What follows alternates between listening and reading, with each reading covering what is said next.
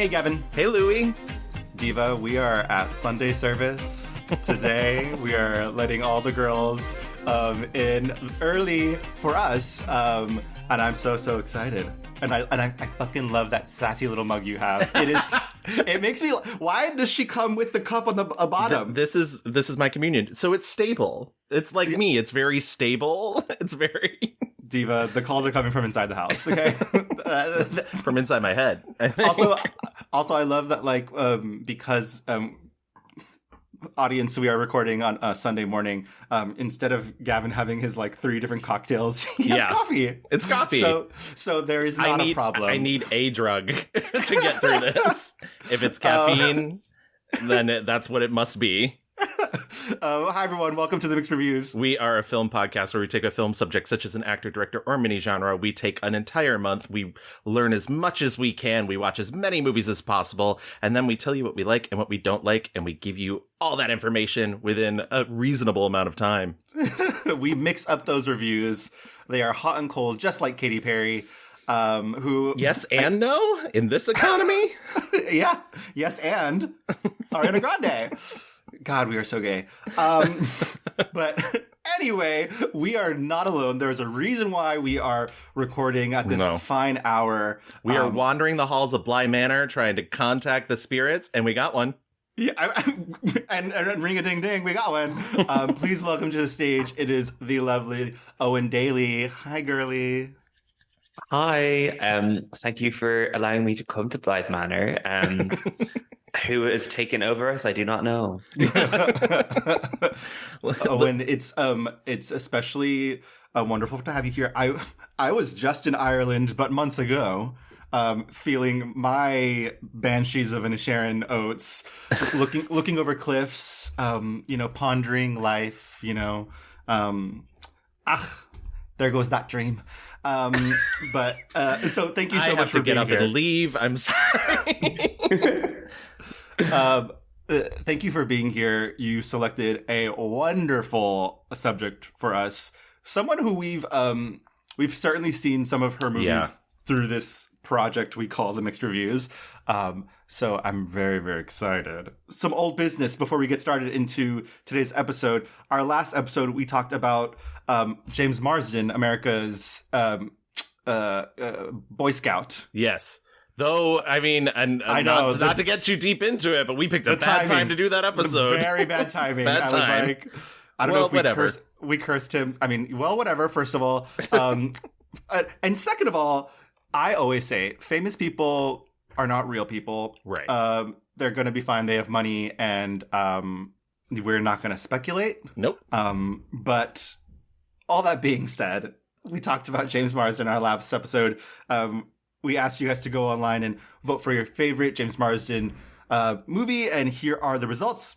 Sonic the Hedgehog came in at last place at 10%. 27 Dresses came in at 11%. Hairspray, which was Gavin's pick, came in at second place at 30%. And I can't even... The last time I've won one of these, can't even remember. Enchanted, first place with 49%.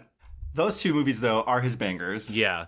Though I do feel really bad for William Shakespeare's Sonic the Hedgehog. I cannot believe that adaptation did not get more votes. I know. It's tough out there, ever since the strike. It's just a lot's going on. Yeah, exactly. No one's in for classics. That's the...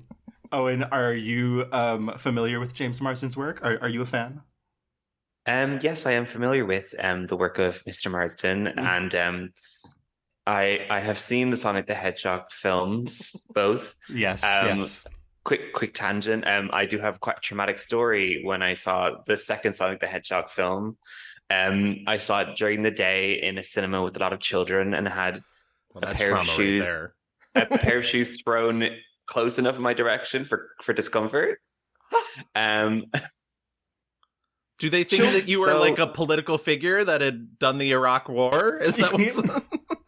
I do not know. I mean, I made a choice by seeing it during the daytime, but it's how I did it. So it definitely has stood out in my mind. Were they children's shoes? Yes, they were their own shoes. I think they were siblings. I don't know. This is the story that I created. Yeah, right.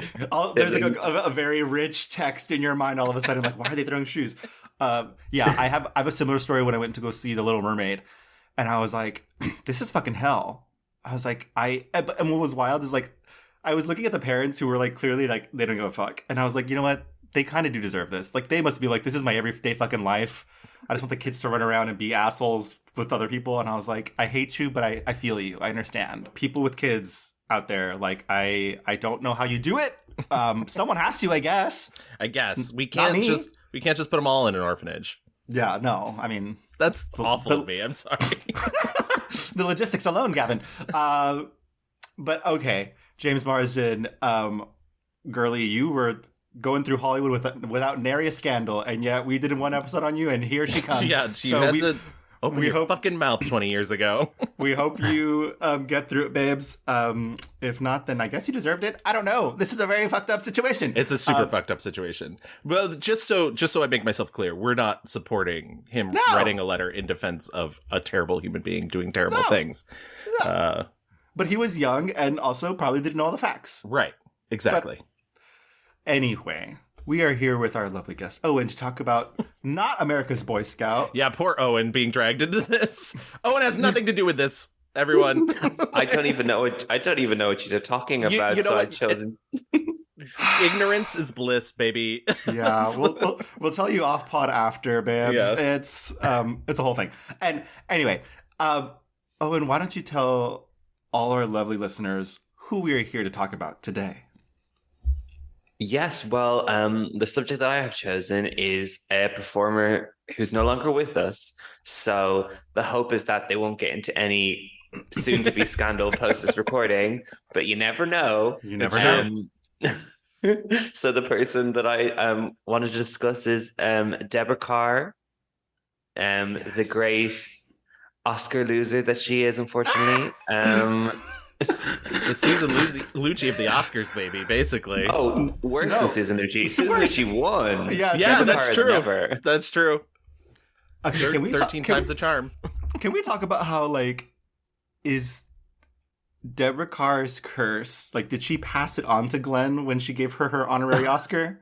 Yes, first of all. I believe that's a fact. I think that's on her Wikipedia. And when Glenn eventually gets her honorary Oscar, like, whatever girly gives it to her is the curse passed on to the next generation, you know, like... There was a brief moment you saw when she handed the Oscar to Deborah Kerr that her eyes turned black. Yeah, yeah. And it got her, gal. It got her.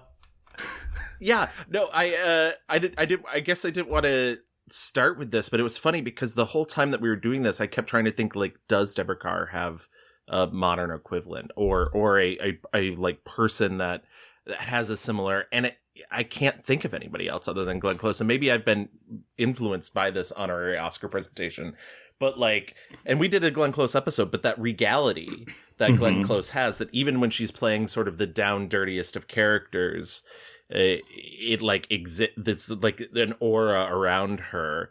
And so like, what a good, like, weird comparison. I know. Owen, why did you want to do Deborah? Like, what's your relationship to her? Well, I mean, I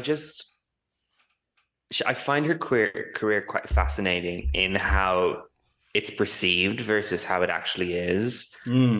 For example, like I feel like the perception from a lot of people who just hear her name is that she plays a lot of stuck-up characters. I mean, Carr herself would call them, I think, stick up the arse characters. Yeah. And then, so that's the perception which a lot of people have. But I think if you go into watching a lot of her films, especially the ones she made in her early career in Britain, it's not that at all. I think that's the reason I want to discuss her, is to try to get people who maybe have this preconceived conception of her to like understand that she's so much more than that. Totally 100%. Like, we'll get into it, but like, it feels like once Hollywood got their hands on her, they like made her into this like little, you know, British doll character who is very prim and proper and the lady, like her identity to American audiences. And eventually, you know, writ large was like, oh, this is the proper lady. And yeah, through the research, I was like, she actually was kind of really funny and like wanted to be like a sex bomb and wanted to be like crazy and dumb. Like that's so cool. Yeah. I think when you kind of were trying to think of a comparison to someone in the modern age, I like she's not similar in any way, but I think the closest would have to be Emma Thompson, just based on especially her work in the 90s where she played a lot of period leading women. And then when you see her outside of film, she's so much more goofier. Yes. And maybe it's because in the modern day actors are allowed to do so, whereas when Deborah was primarily working, there was that sense that you had to like keep a lot inside, and there isn't as much media of their personality. Yeah, if that makes sense. Yeah, I love doing these old Hollywood glamour episodes and subjects.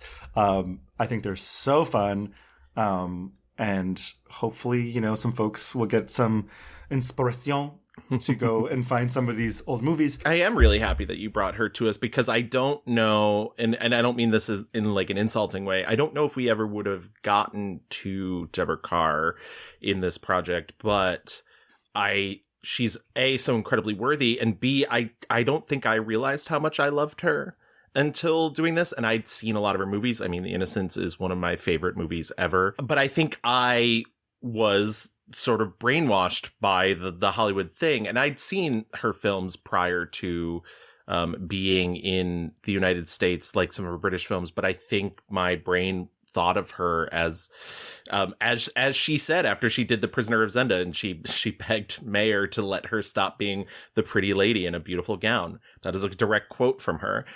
So like that, I think that's where my brain always sort of went with her. I was talking to a friend that we're doing this episode, and he's like, "Oh, I've never liked her. She's like she's like too theatrical for me." And I was like, "Oh, I get it, because she comes from an era prior to, like really the 70s is the late 60s, 70s is when, a lot more realism comes into it, but I've never had a problem with presentational acting in an older film. I love it when when it's done well, and I think she does it incredibly well. Yeah, and also she was like there at the pinnacle of like Technicolor. There are some of these films where it is just a kaleidoscope of color and beauty. She is glamour. Like it's, and she sounds like a very cool, The Range. My God, The Range. She was, doing everything. It's so fun. So yeah, with that being said, why don't we get started and head on over to our rewind.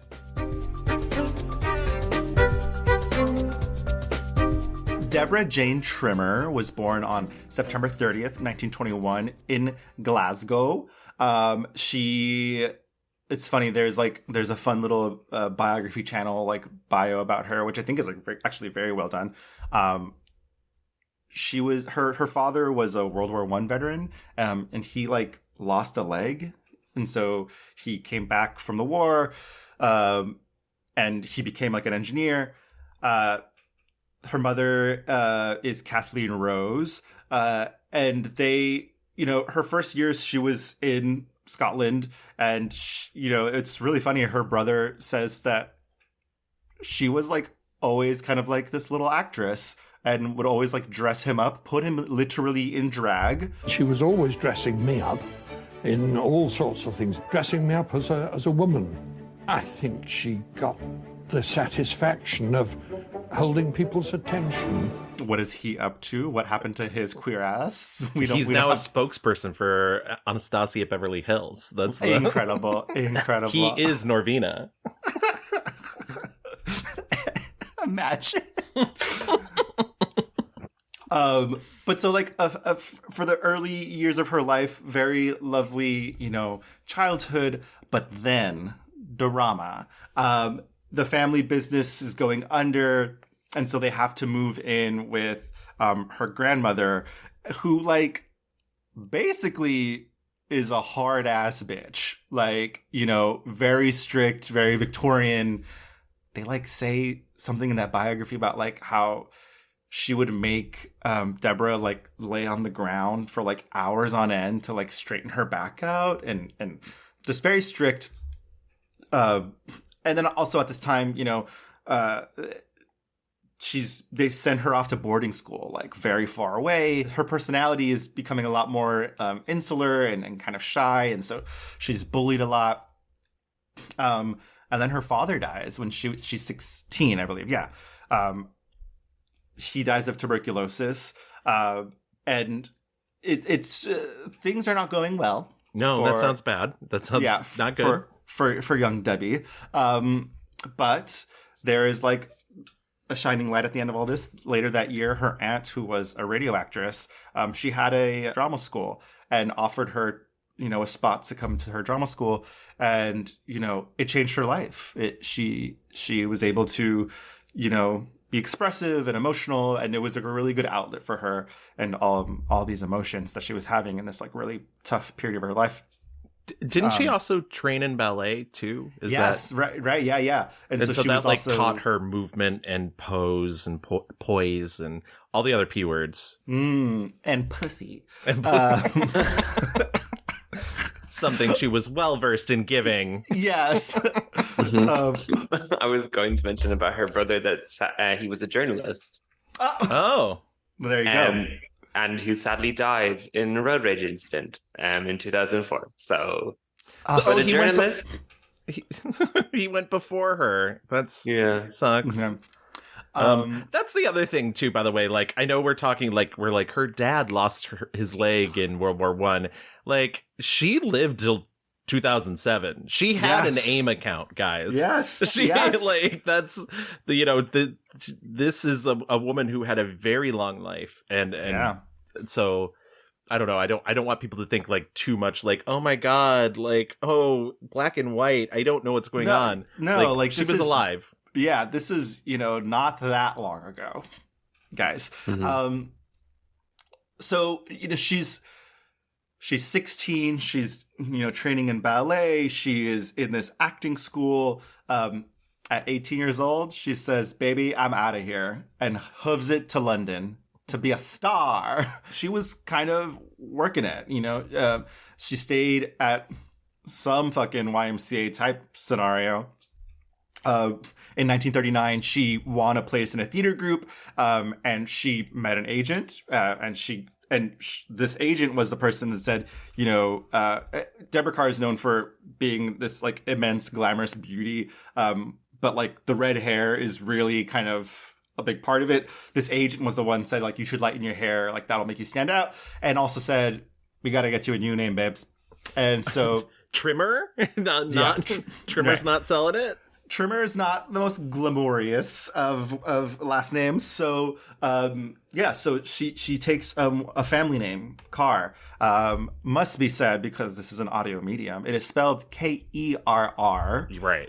Pronounced like car, like the star. Well, I was gonna say when she came over to America, when they brought her over, like Louis B. Mayer did this whole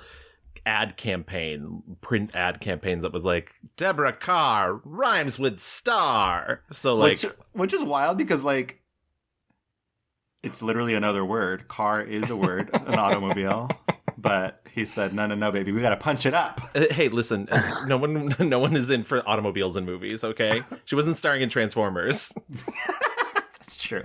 Hollywood legend has it that on first meeting this charming actress, Louis B. Mayer declared, Deborah Kerr. It rhymes with star. So she changes it to Kerr. It's a family name.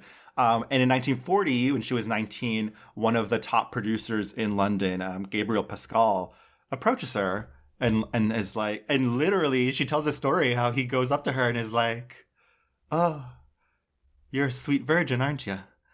When Pascal came over to the table and said, sweet virgin, I thought, well, he said, are you an actress? And I said, yes. And he said, then take down your hair. You look like a tart. That was my start off. He gives her first major role in Major Barbara. She's 19 years old, and it's like the supporting character. And in her defense, she was going for tart. That was the attention she wanted. As we all are. I didn't get to watch Major Barbara. While she does have a small role, it is quite nice to see where she began. And like, while the focus is obviously Wendy Hiller, another great British actress at the time, she's very sweet in it. And then I mean, she would immediately like go into much bigger things, but it is nice to see that even from the very beginning that she was in what I'd consider a major film. Yeah, I mean, like it was also Rex Harrison was in this movie. Like it Right. was a big movie, and yeah, it's bizarre that she kind of was like going through this really tumultuous teenage era, early teenage era, and then like it's just immediately kind of thrust into this world of acting and is killing it. Puts herself out there. I mean, similar to like James Marsden, like arrived to Hollywood, boom, got an agent, boom, going out, like and getting the roles, I mean, she obviously becomes like a way huger star than he ever would be, but like I do think that's the only time that comparison's ever been made. So I'm calling up Guinness right now. Hi, Luita said something crazy on the pod. But yeah, she immediately becomes like, this off the strength of her performance in Major Barbara. She gets the leading role in her next film, Love on the Dole. And it's, and this first phase of her career, this like first British phase of her career is, it's interesting because there's a lot of range here. Like, because for whatever reason, there's not like the Hollywood trap of like, what's your lane, girly? Stay in it. She's able to do a lot of different things here, and really put to use her training from theater school. And it's really fucking cool to like see this. And when we get to her MGM days, it's like, oh, the shift is very kind of crazy.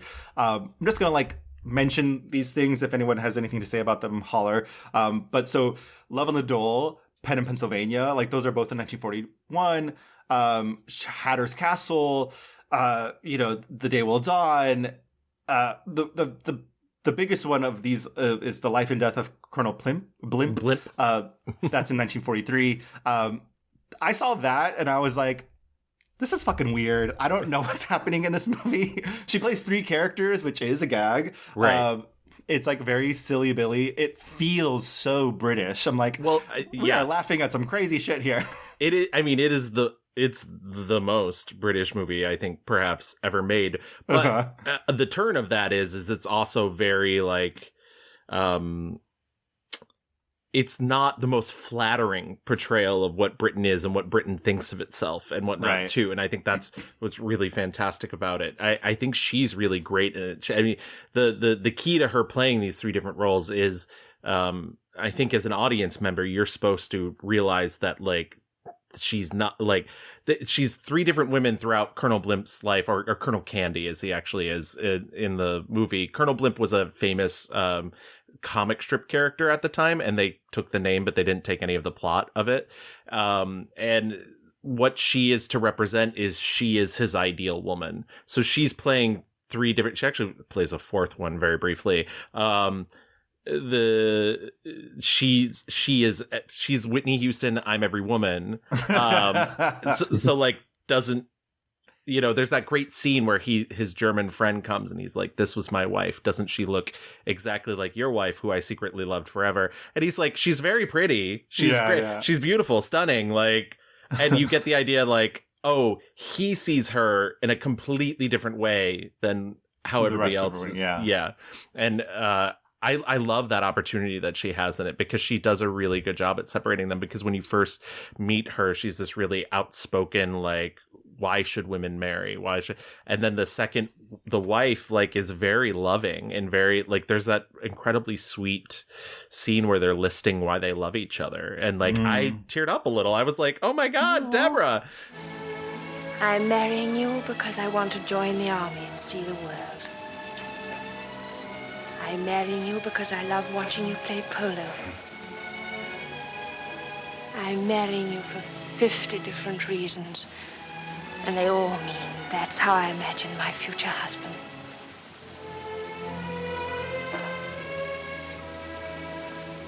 Same here. That's how I imagine my future wife. And then the third one, she's like her name's something like Johnny Radio or something. Like she's like a war driver, and it's so, yeah. I really love Life and Death of Colonel Blimp. I'd been meaning to watch it for a very long time. I literally didn't get to watch it until last night, but I fell deeply in love with it. I do want to mention too, a lot of these, because of what's happening in Europe at the time, and obviously like World War II is occurring for them. As Americans, we're not involved in World War II yet. A lot of these films are about war, about the army, or like not even so blatant attempts to try and get America to enter the war. Pen of Pennsylvania is one of those films that's like, look how much national pride you have. Like, you should want to help. Right. Penn was a British person who helped found your nation. You know, the Day Will Come, which is about a Norwegian village that's fighting back against Nazi oppression. You know, that one's not even subtle about it. Yeah. And so like, that's a lot of the things that she's getting to do over there. But because of that, she's playing roles that probably wouldn't have been offered to her without the context of what's happening in the real world at the time. But the Germans do not want anyone to know what the king say. But my father, he wrote out hundreds and thousands of times the king's speech on little pieces of paper and gave them himself to the people. And one day, Gunther came and caught him writing, took him away. My darling, all over Europe, good, kind people are being taken away. I See a Dark Stranger, which was released in the U.S. as The Adventuress, which, The Adventuress for season 17 of Drag Race. I mean, when? I managed to rewatch I See a Dark Stranger this past week, and I really enjoy that film because she gets to play an Irish person who isn't accepted in Ireland as she's merely more than she's just a woman. Basically, they won't allow her to do anything in a war effort. So then she becomes a Nazi spy, in not the greatest of ways. And I think she's really good in it. And she's very, what you mentioned about Imperfect Strangers, I think she also has in I See a Dark Stranger, where she is just playing these. There is always sex is present, whether it's physical or emotional or whatnot. It's always present, and it's definitely present in this film as well. And I think when you see performances like this and the ones that you've been listing, it's always shocking to me what she would go into in like the decade to follow, is because she's such a she's having something so special. Like, she's just so alive and so kind of fun. Yeah. And even in dramatic things like Conor Blimp, she finds the fun in it, which is always really enjoyable and really just makes me always gravitate towards her. In I See a Dark Stranger, Gavin, I think you would especially like this movie because it is like this comedic spy thriller. And she's like very internal. She's such an internal actress. There's a lot of like monologue where she's like, oh, fuck, what am I supposed to do now? Like, she's like an amateur spy because she grew up hearing all these like tales that her father and grandfather were talking about being in the war. And she literally has to like smuggle a dead body out of a house to dump him out onto, and like everyone is stopping her and she's like, please leave me alone. And she's like having these crazy thoughts. It's funny, it's sexy. She's like, ugh, I have to like her contact in for the spy thing. He's like, yeah, this go fuck this soldier, and she's like, what? Oh, I don't want to. And it's very titillating, and it's like you said, Owen, it's fun. Like it's very fun. I would say the end of this era is Black Narcissus, which I think a lot of people would say is also one of her greatest films. Again, just like fucking sex. That's a movie about yearning. Like, just honey, there's something going on under the habit, is what I tell you. Isn't there like I love Black Narcissus, so I was like, I'm confident that I know enough about Black Narcissus. I do not need to watch it again for this because there are so many things to watch, and I do love that movie. I mean, there's like a moment where she's like not touching him, but also like just like being in his presence, and I just think about that like, oh, that is like all of the nuns in the film. I think my favorite image from the film is when Mr. Dean, Yes. when he comes to the after something has happened, he comes to the church with no shirt on, and there's a shot of him with Sister Ruth just inching her way into the screen, staring directly at his body. Like, it's so funny, and like I don't feel like enough people talk about it. Like, I don't know if you do find this little like 1 second clip of her, just she literally is just, it looks, she's just like, oh, she's like, hello. Oh, it's funny. I mean, it's like the let me just say this: the movie is about these nuns who are like stationed in the Himalayas, and you know, they get there, and there's like, for a lot of these fucking movies, there's always like one fucking white guy who's like, yeah, I've been here forever and it's crazy. Are you ready to, can you fucking do it? And so there's one guy, and like, he's always half naked, and he's like, yeah, fuck God, whatever, I'm a bad boy. And they're all like, what? No. Oh no. My worldview. And she's like in charge of them or whatever. I don't understand how nuns work. There's like the head bitch, and she's that one. I don't understand how nuns work. and they just like, it's all, you know, there's drama in the mountains. Talk about fucking beautiful film. Like, this is Technicolor dream. It's so funny because, and not to get too far into this, they remade Black Narcissus as like a TV miniseries a couple years ago, and just seeing the beautiful matte painting work from this original movie about how they do the mountain cliff and how they do the nunnery like on top of it, and then seeing the terrible CGI, like, and I didn't watch the miniseries, but I saw the images of it, and it was just like, as a species, what are we doing? Yeah.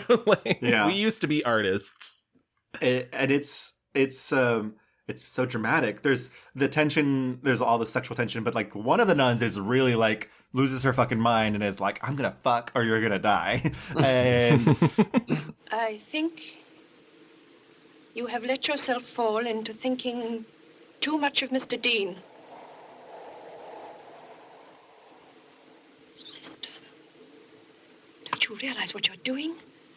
What you're running the risk of losing in yourself? Sister, I must make you see before it is too late. All the same, I've noticed you're very pleased to see him yourself. they're literally like fighting like fucking Avengers on a mountain, and like there's all this symbolism going on. Yeah, and it's just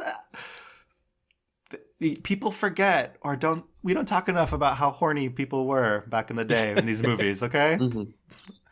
Yeah, I think like Black Narcissus is always the first film I think when I think about Deborah Kerr, and I agree. I think the like Jack Cardiff, who's the DP on the film, it's like easily among like my top 10, 5, whatever, probably number one ever photograph films. And the fact that it was all produced inside on a set, like there weren't that many location shots. It's just, but it feels so expansive. It feels so much grander than all these films that are filmed on location, where they maybe have the location for like 2 seconds, so they have to quickly shoot something that's not well shot. Whereas this, they just got to shoot it so well. They use, as you said, the matte painting so well to like create the fear of like the heights, the just how when as the film gets to its end and Sister Ruth loses it. I mean, loses it in the greatest way. I mean, that shot of her just painting her lips, her running through the jungle in her Ugg boots, her running around the church, opening a door, coming out a sweaty mess with like everything just like gone. She's thrown herself into it, and then you have opposite that you Deborah Kerr, who still has maintained her her beliefs, her the mission is first, and yes. I agree. I think their fight is just, I mean, it's not really a fight, it's a quite like, it's just a struggle of Sister Ruth has lost her mind and she sees Sister Clodagh as like, you are keeping Mr. Dean away from me. Yeah. I'm going to kill you because he won't have me. Right. It's just so epic. I love it so much. I watch the film, I'd say like yearly. I've never seen it on the big screen. It is one thing I need to do before I leave this world in who knows how long, is see it like on a big screen and just like live in the gloriousness of all the visuals. And not to drag this out much further, because I know we haven't even reached our MGM days yet, but I do want to just put a note in here about Powell and Pressburger, because this is also Michael Powell, Emmerich Pressburger film, much like Colonel Blimp. And what they did so well was marry the film aesthetic to theater, I think. And there's other directors who sort of do that nowadays. I think people sort of maybe lump Wes Anderson. I don't in with that category. I think the closest we've gotten, weirdly enough, is maybe the all the names have left my brain because we're on a podcast currently. The Keira Knightley, Joe Wright. Yeah, Joe Wright. Yes, Yeah, I think Joe Wright has come. Yes. Yes, yeah. He's certainly come the closest with his marrying the thing, but he like went to the further aspect of being like, it's actually set in a theater, and it's like, okay, but I truly love their movies. I agree with you, Owen. It's one of those things where like I would love to see some of these on the big screen. I've only seen one, and I've seen their adaptation of Tales of Hoffman on the big screen, which also, by the way, like if you ever get a chance to do that, do it. It's sumptuous. Truly some of my favorite filmmakers, and obviously their stuff echoes to nowadays. I mean, Martin Scorsese's longtime editor, Thelma Schoonmaker, is Michael Powell's widow. And so they've spent a lot of time restoring these films, getting them out there through Criterion. So like you have no excuse not to see at least one of their movies at some point in your life. And they're truly worth it. Also, when they were doing Colonel Blimp, Michael Powell had a very brief affair with Deborah Kerr. And in his autobiography, he wrote that she was the love of his life. Sorry, Thelma. God. Yeah. So like, whatever, he's dead. But yeah, we could move into the MGM era, but we never get a chance to talk about Powell and Pressburger, and they're truly, I don't think we have film the way we have it now without them. And I think almost all of the like who we think of the major filmmakers have done something in an attempt to make nods to them.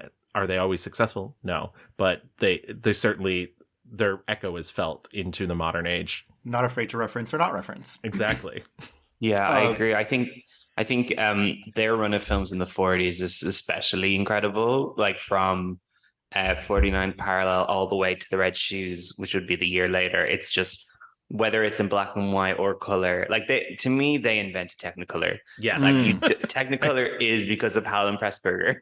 It's so wild to me that I don't know if you had this over in Ireland, and also none of us are old enough to have experienced this. When Colonel Blimp was released in America, because Churchill, first of all, tried to get it like not released because he thought it was a parody of him, and but he was able to. I know exactly, but he was able to keep it from coming to an American market. When it did finally reach America, Owen, it was in black and white, and it was 90 minutes. Huh? Yeah. They cut her, girl. They got her. Yep, exactly. Horrible. Okay, love the arts. Protect queer art.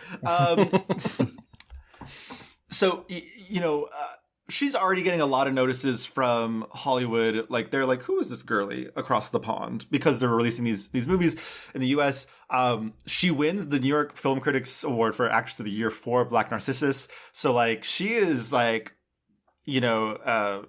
ascendant for sure. There's a huge fight for which major studio is going to buy her contract to get her to come to Hollywood, and MGM wins the day. And so they, like Gavin mentioned earlier, do this whole big campaign to, like, quote unquote, introduce Deborah Kerr to the U.S. market, which is kind of like, I want to say it's not successful because she was already there. So her first movie is The Hucksters with Clark Gable and Ava Gardner. And like Gavin said, this is where they do all the, like, rhymes with star. They went all in on her being their new young redhead glamour girl. I didn't watch The Hucksters.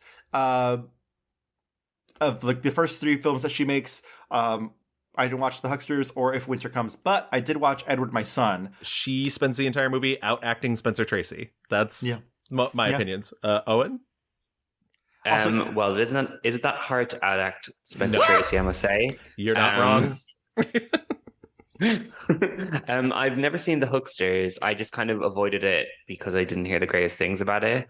And also, it's kind of funny with Deborah Kerr in her introduction to America. There's a lot of, I know that Be Kind Rewind went into it in her video about Deborah Kerr, is that she was kind of viewed as this replacement for the previous British redhead actress of the early 40s in Greer Garson, who Greer. who she well, the less said about Greer Garson, the better, in my opinion. You're not wrong.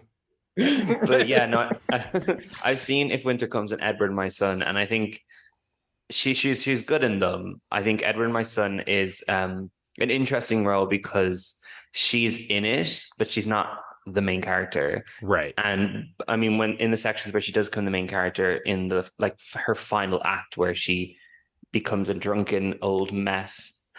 Sorry to use those words, but that is she's an older woman. She's drunk. She's a mess. I mean, yeah, that's the and the movie's not polite about it. So like, I feel like you're fine. Like, yeah, but I find her even if there's some choices in that certain section of the film where I'm like, oh, you're going a bit too far, Deborah. I'm like, I'm just there for the ride of this moment because it's very far stretched out performance that I sort of enjoy, even though it's not perfect. Yeah, I think like the vibe is like she's because the first two movies are kind of like she's like, okay, now's my fucking chance to really my thought was like, ha, I'm acting. Yeah. And like it's silly, but also I think she's fucking great. I think she like revels in not having to be the glamorous, kind of kept together girly. And I think Hollywood, when they were quote unquote introducing her, wanted her to be like just the very kind of put together and stayed. And like, that's kind of like, Edward, My Son is like kind of, like the one that sticks out because even after that, like it's just like right back to like the prim and proper girlies. She does Please Believe Me, King Solomon's Mines. I did watch King Solomon's Mines, and I guess it was a hit, but it very much is like, listen, in 1950 there was no internet. People were like, oh my god, Africa? Yeah. What is going on? I've seen King Solomon's Mines before. I was not going to watch it again for this. I was like, no thanks. It's a big epic thing. It's essentially like prim and proper lady wants to go find her husband who has wandered off into some secret African place or something. And she goes there, and there's, of course, a hot white who's like, yes, I can do it, but you'll die probably. And they go, and there's a lot of African people, as there want to be in Africa.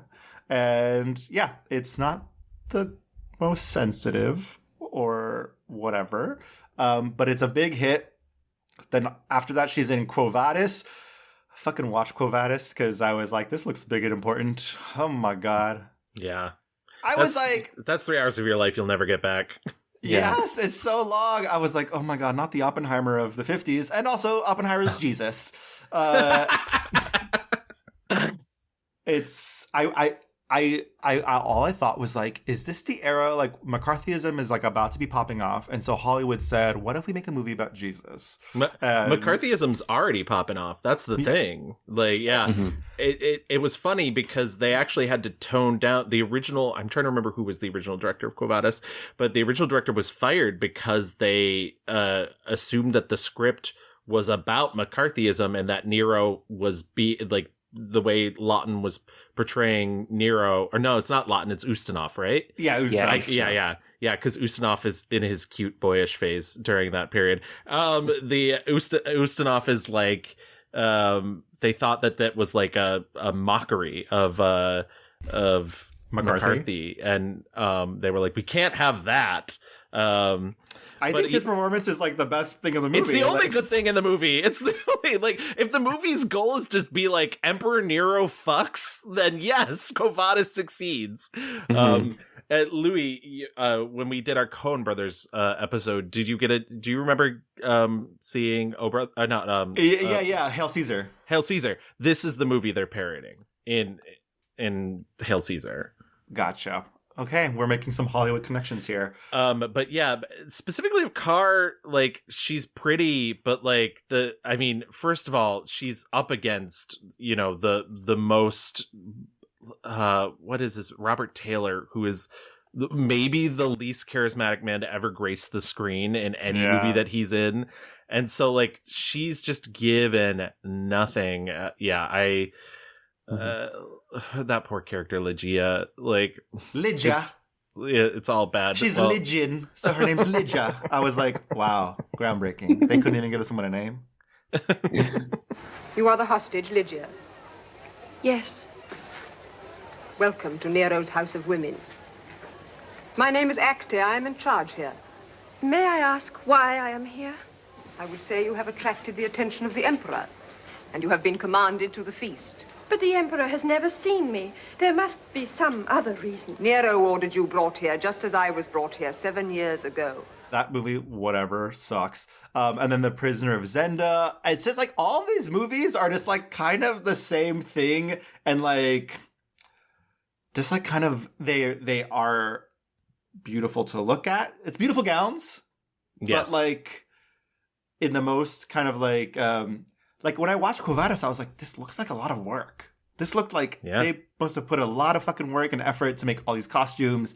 The scene where like Rome is burning, like I was like, this is a massive undertaking. It's funny because it's a smaller production than a lot of those epics from that time, and yet I believe to this day still has the record for the amount of extras ever used in a movie, which I think is like a weird, interesting sort of dichotomy, because it's like not Ben-Hur and not, Ten Commandments. And it's funny, like these immediate films to Edward, My Son, which I don't know if we mentioned, but it was her first Oscar nomination. Oh, that's right.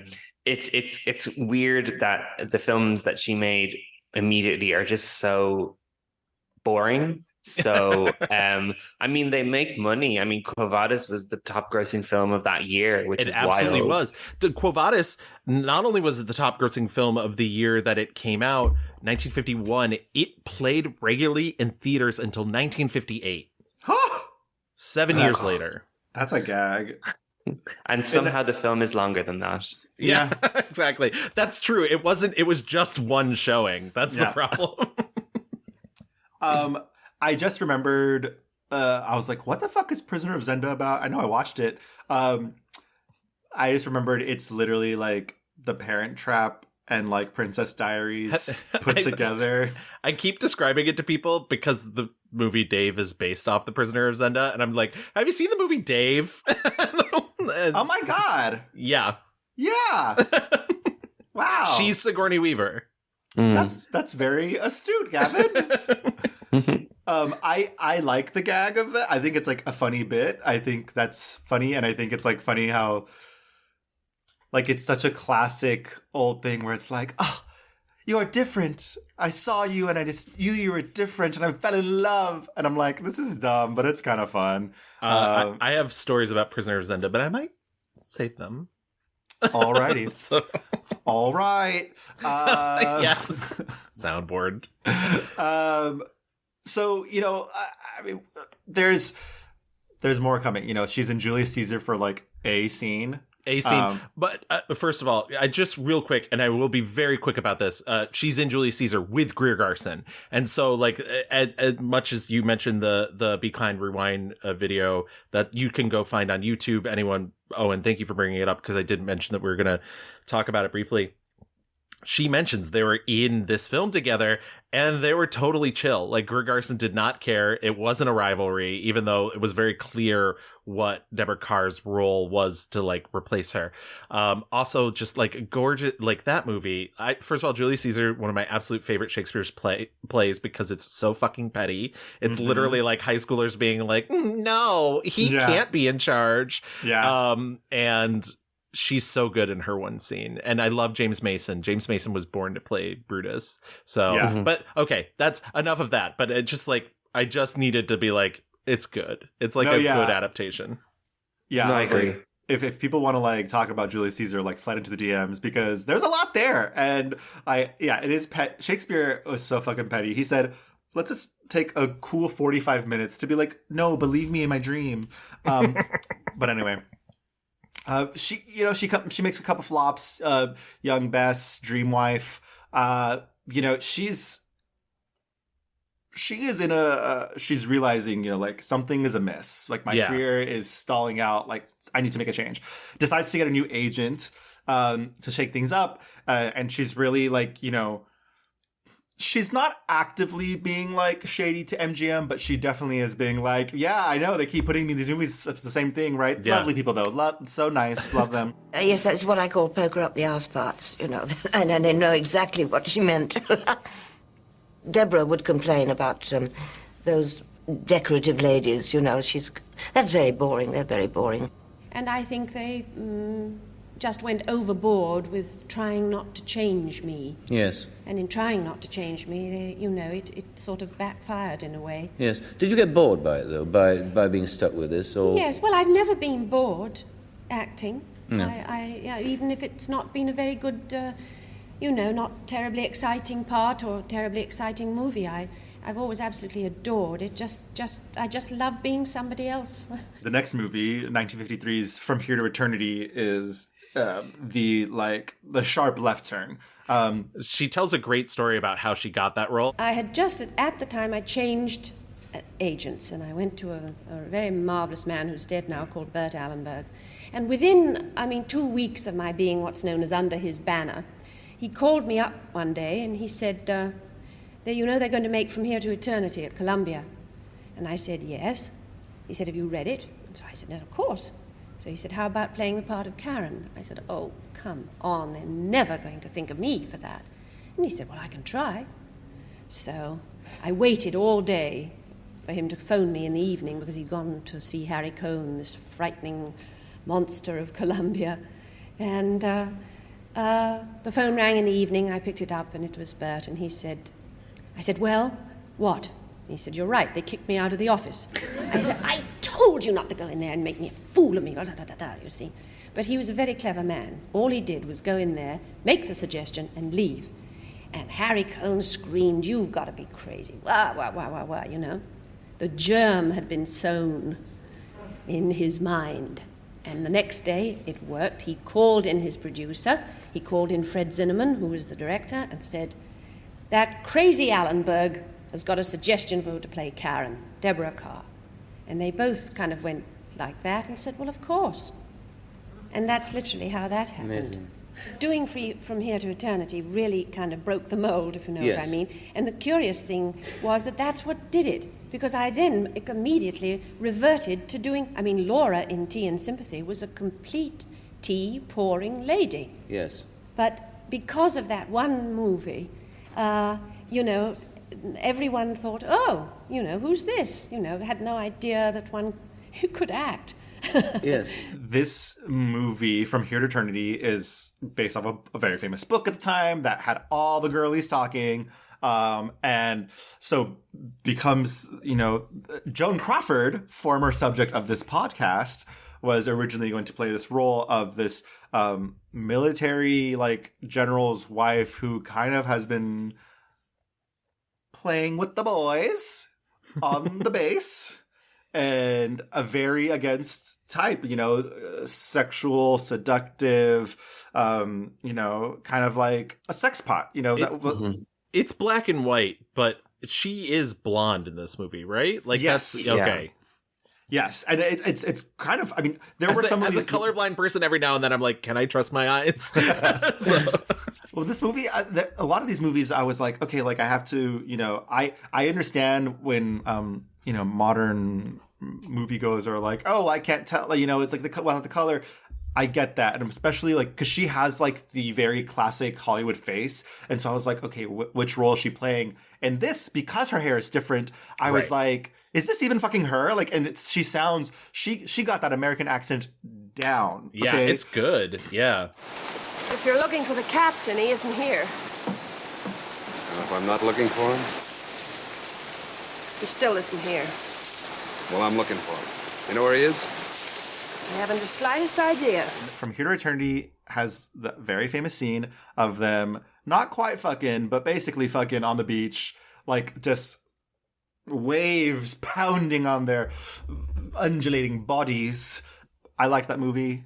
She gets nominated for another Oscar for Best Actress. Yeah, I mean, I've watched it like so many times. I mean, it's a classic for a reason, and I think it because there's like three kind of main plots going on. Like you have everything with Deborah and Bert, then you have Montgomery Clift, who is like, oh, I could watch him in anything. Sorry, I just have to take a moment for Montgomery. Yeah. Okay, I've recovered. I think I do. It's kind of is funny. I agree about that beach scene is because like it has that romantic moment, but then it goes into probably the best acting that Kerr does in the movie, which is her kind of basically monologue towards Burt Lancaster. And I think, again, this is another example of how she had such chemistry with the co-stars that she starred with. I mean, she has so much going on whether it's playing like a completely different character, keeping up with the accent, because I mean that's hard for anybody. But she's just so stellar in it. My only complaint is that I just wish there was more of her. Yeah, I get that. Yeah, she's not like front and center. The story really is about these men on this base and this war. And we're going to talk about our next film too, but like this and the next one are really movies that are classic movies that are very good in their own right, but are hindered a little bit by the code. Like this, there's the book that From Here to Eternity is based on. There's, the reason that she can't have children anymore was from a botched abortion, not from a miscarriage. And like the other woman in it is Ava Gardner or no? Mm-hmm. Donna Reed. Oh, Donna Reed. Yeah, Donna Reed. Yeah. Why did I forget that it's Donna fucking Reed? Wins the Oscar. Right. She in it, is a sex worker, but like they can't say that. So she's it's a club. It's a social club. She's like a taxi dancer. That's the, and so like, I don't think these things take that much away from the movie, but at the same time, it is like, what would this have been like if it'd been a slightly more honest adaptation? I mean, I do think the like, just let her have had an abortion. Like, I don't know, that's... so you're talking about her next movie is Tea and Sympathy, which she originates the role on Broadway, gets Tony nominated for that. And they decide to make it into a movie. It's a kind of a scandal because it's a very, everyone was like, this play is about, this boy who's very effeminate. There's a lot of homosexual themes. It's never going to get past the code. They do it, and it's great. Another Technicolor wonder because it's beautiful. I have no idea how they fucking make a college campus look so gorgeous, but they did it. Not college, high school. It's like a fucking... Yeah, it's like a prep school. Directed by Vincent Minnelli, who like maybe there's some themes there about his personal life, but I did see somebody that was like, you're never supposed to read into directors oeuvre and I'm like, fuck that. Like that you can absolutely. Meanwhile, Gavin is like, give me the library card, honey, because I'm reading. It's like Vincent Minnelli making the gay shit. I don't know. Yeah. Tea and Sympathy, watching this, I was like, I don't know what white culture this is, where you go to a prep school and like you live with a man and his wife and they like take care of you. I don't get it, but that's what's going on. And there's one boy, I think it's Tom, and he's effeminate, doesn't want to like, I mean, honestly, in the movie, he's not even that effeminate. He just doesn't like hanging out with guys. He wants to play guitar and he wants to garden and like he knows how to sew. the gag is like, and in the movie they must have played this up. Like everyone is so ultra mask around him. Everyone always has their fucking shirts off. They're always roughhousing, and she kind of comforts him. And the movie like really spins out. I was telling Gavin earlier, it's just such a rich text. I think both this and From Here to Eternity are such rich texts with so much going on that are so smart and so well done. The movies kind of have to like condense it all down into like, you know, digestible film versions. But I think Tea and Sympathy, gorgeous film, great. This is a lot, and she's so good. She's so good. I mean, it is a very tender and lovely play, but it had a very startling end that only 20 years ago, if that, had people gasping. They simply couldn't believe that a 35-year-old woman would offer herself to an 18-year-old boy. I mean, the roof fell in. Years from now, when you talk about this, and you will, be kind.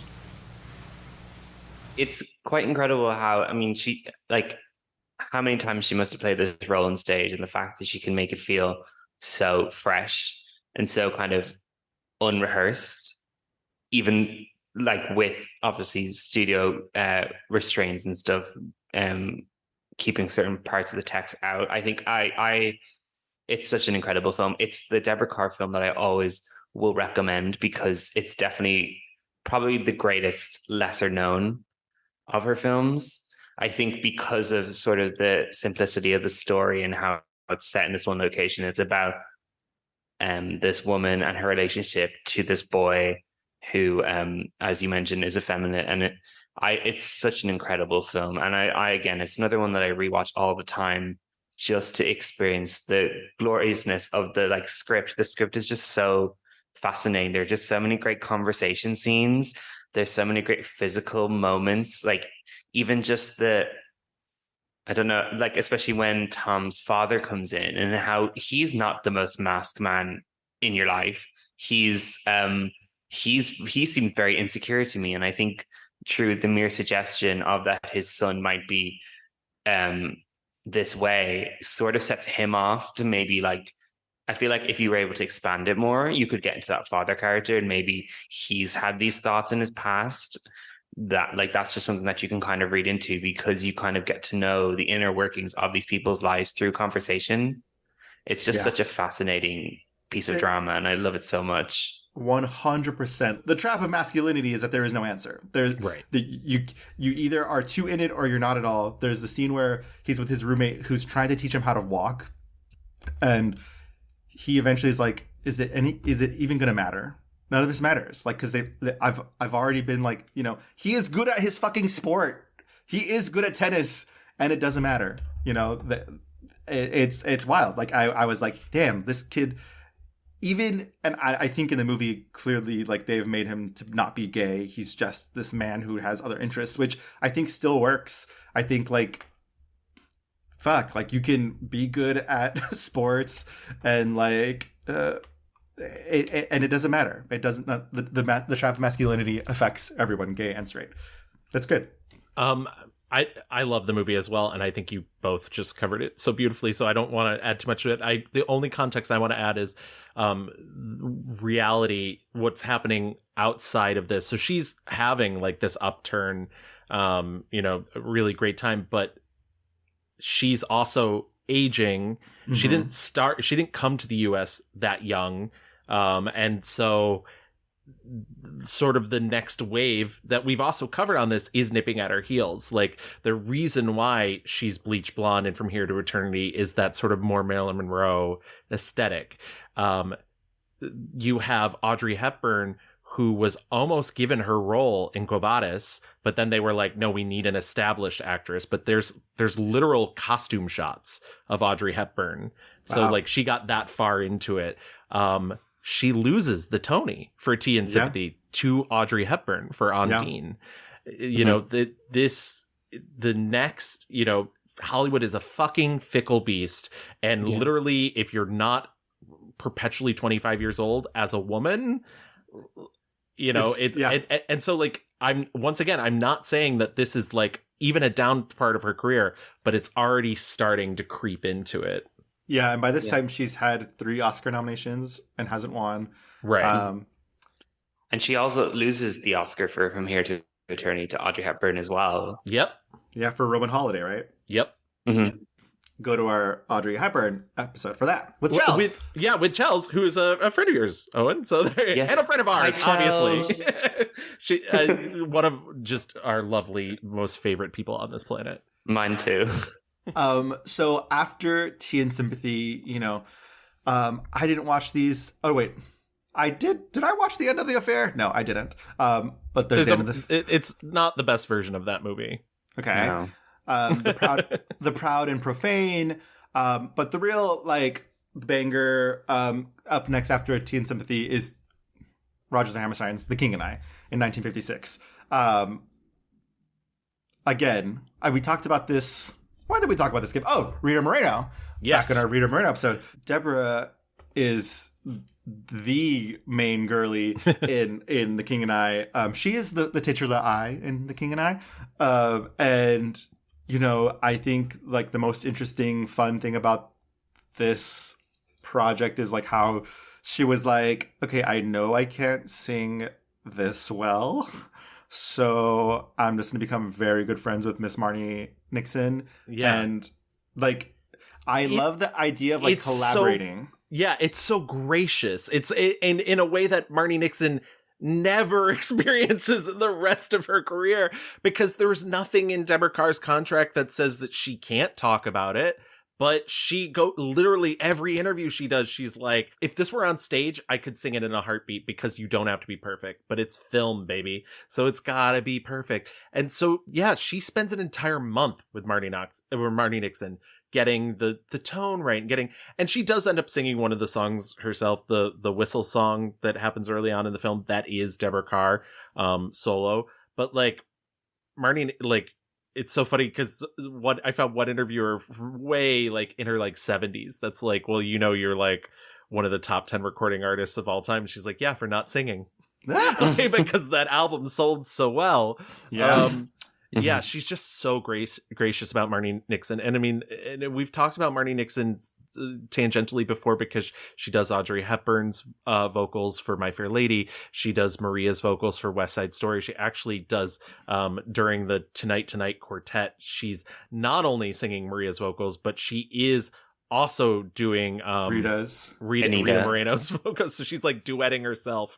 So like, Marnie Nixon's incredibly talented vocalist, and I just think it's so cool. Like no one else sort of treated her that way, and I think because of that is also partially why she loses the Academy Award, because I think when you're supposed to be hush hush about it, you know, and that's what ends up happening to Audrey Hepburn too for My Fair Lady. And then they give it to Julie Andrews for Mary Poppins because she could actually sing it. And I think like if people don't know, which is such a shitty thing because Marnie Nixon should get her flowers. Like, yeah, 100%. But I had enough to be able to do some of the lead-ins, and then we found this wonderful singer, Marnie Nixon, who had the great talent to make her voice sound like other people.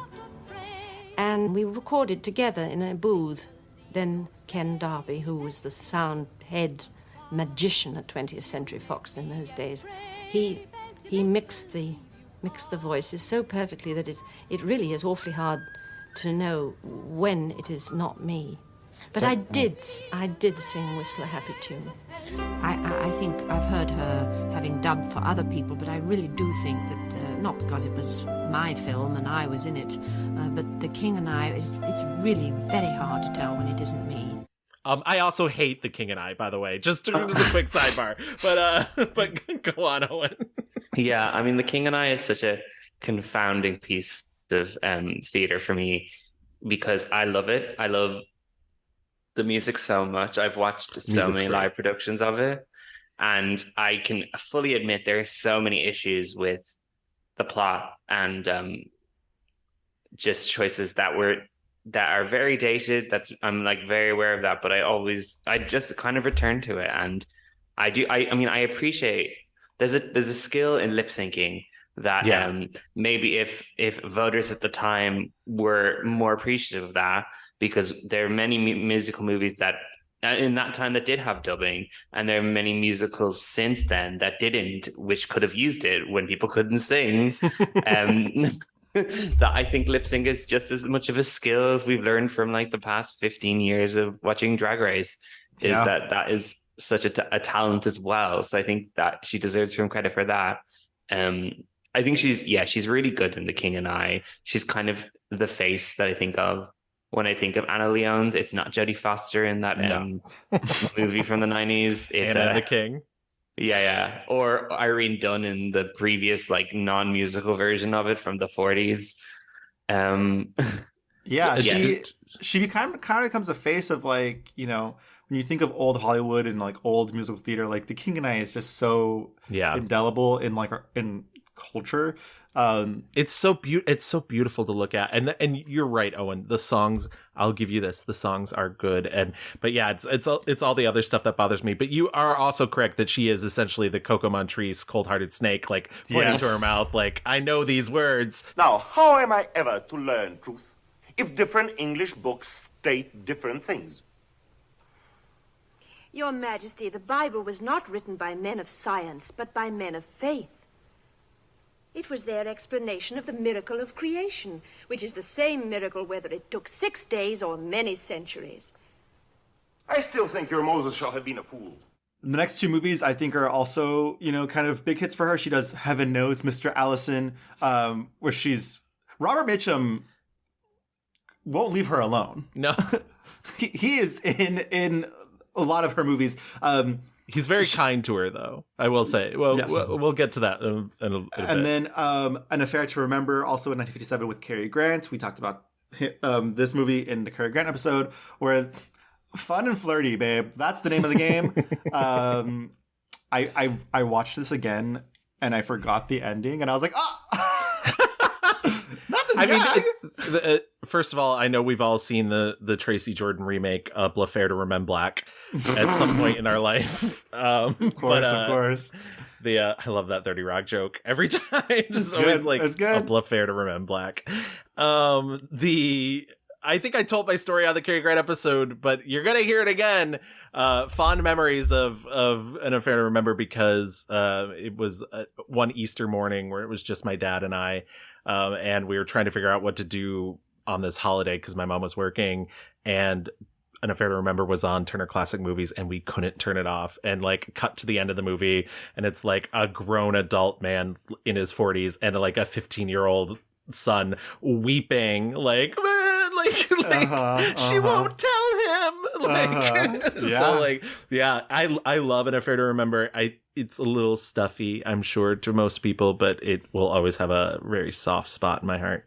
An Affair to Remember is my least favorite of the filmed versions of it. I love. You love the Warren Beatty version? Oh, I forget about that one. Sorry, correction. Sorry, I only think about Love Affair, the original, and then Sleepless in Seattle. Yes, yeah. And I mean, there's an entire reason why Rita Wilson just spoils the fuck out of An Affair to Remember in Sleepless in Seattle. But, you know, you don't get Sleepless in Seattle unless you do An Affair to Remember. Just saying. No, of course. I mean, I just don't enjoy it. I mean, I get that it's a thing. Like, it's a film that everybody loves her for. I mean, it's one of those, like, classic romantic films that, like, you have to admit it is. Like, it just is. I might not enjoy it. I certainly prefer Heaven Knows Mr. Allison. Rewatching that this week was quite fun. You know, seeing Deborah Kerr as an action star, returning to back in the habit, as you might say. Yes. And while, I mean, she's just so wonderful opposite Robert Mitchum. I think we'll probably get into it with the future films that they do together, but she's just so much fun. She makes probably the most fun non-character ever with her sister Angela in Heaven Knows Mr. Allison. I just love the idea of like him being like, but you're alone and I'm alone and you're a girl and I'm a boy, so why don't we fuck? And she's like, but God. And he's like, he's like, okay, well, fuck that. You're pretty though, so what's the deal? Yeah. There's so much desire in her movies, and there's so much like the tension and pulling and pushing of like, yes, but no, and like secret desire. And Robert Mitchum, number one, is very hot. And if a like sea-washed army man came ashore and like all my nun girlies are gone now, I don't know if I could keep the faith, is what I would say. But is he hotter though than Cary Grant, which is that other movie that she did, proposes the like, this is much later down the line, but there's a like romance. The grass is greener. Yeah, the grass is greener. I was like, babes, no. I was like, she's not leaving Cary Grant for Robert Mitchum. The thing is, Cary Grant is hot and also like funny. Yeah. So that's the combo you cannot top. Also, Cary Grant is homosexual, so exactly. So he can so he can do help whatever her. he wants. Yeah, exactly. Now listen carefully. Yes. If everything goes right, and I mean for both of us, in 6 months, here, I started to write it out. Should I read it now? All right. Darling, that's me? Mm-hmm. You have a date, my beloved, July the 1st at 5 o'clock. But you don't say where. Will you name the place and I'll obey? I don't know. I can't think. How about the top of the Empire State Building? Oh, yes, that's perfect. It's the nearest thing to heaven we have in New York. The 102nd floor. And don't forget to take the elevator. No, I won't. After My Fair to Remember, she does a couple other movies. The only one I've watched is Separate Tables, but Bonjour Tristesse, Eye of the Devil. This is like the peak of her career, but like she is now like on the descent, I would say. The last like really big movie of her career is 1960's The Sundowners, where she's back with Robert Mitchum from heaven knows what's his name, Mr. Allison. Yes. And they're in Australia, and they're like, I don't even know what the fuck they're doing. They're just wandering the country to find work and live life. This is her final Oscar nomination. Also, just a real quick, as to pull the pin out of Robert Mitchum, he was a last-minute replacement because I think Errol Flynn was set to star, and he died. And but then so he drowned. But then he drowned, and then so he like. She like called up her good friend Robert Mitchum to do it, and he like came in, but they gave him the same contract, so he was effectively the star, and he was like, no, her name should be above the not my name. Like, she asked me to do this, and I guess he even told them, like, they were like, oh, are you sure you want to do that? And he's like, you could build a statue of me bowing to her if you want. Like, I don't care. Love that. So that's very cool of him. But yeah, you're right. This is the sort of, and she's 40 now, which is essentially 80, which is essentially 2009. Like, you know, in Hollywood, she's dust and bones in comparison to what Hollywood wants to put on screen. Like Gavin mentioned, this is her last Oscar nomination. So if we're keeping track, 6 nominations, never wins. She, does The Naked Edge. She does The Innocents, which I'm sure Gavin is wet in his pants all about. End meeting. The Innocents, which is based on The Turning of the Screw. Turn of the Screw. It's Gavin, not turning. She's turning. We've talked about this this story before on the podcast. I can't remember. Well, we talked about specifically The Innocents in our Ghosts on Films episode. Ghosts on Film, yes. Because it was my 5-star review. Yes. I love The Innocents, and I could talk about The Innocents. This whole 2 hours could have been me talking about The Innocents, and from the brilliant direction by Jack Clayton to the Freddie Francis's like gorgeous black and white cinematography. I mean, he was using like such bright lights to get that contrast in it, that in between takes Deborah Kerr had to put on sunglasses. Mm-hmm. They did things like they made candles with several wicks wound together so the candles would be brighter when characters held them.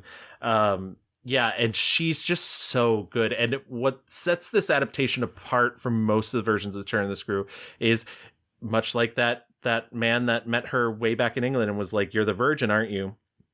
The character as written is young, is like 20 something. And what works for Deborah Kerr is she's 40.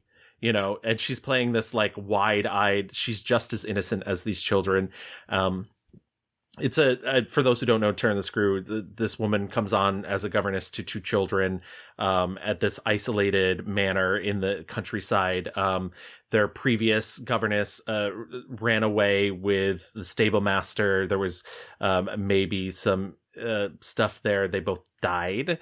And so she's like comes into the situation in a very naive way and lets these two children sort of run rampant because her mind is playing tricks on her, or the spirits the spirits of the former groundskeeper and governess are in the house possessing the children, making them do naughty things. I fucking love The Innocent. Like, everything about The Innocents is so good, and I think she's great. And I think once again it's one of those situations where like her age like only played into her favor. Another film that I rewatched the morning, time zones. No, I love this film so much. Owen watched 8 movies this morning. Sorry, 9 actually. Yeah. Time zones are crazy. I know, it makes no sense. I'm already in tomorrow.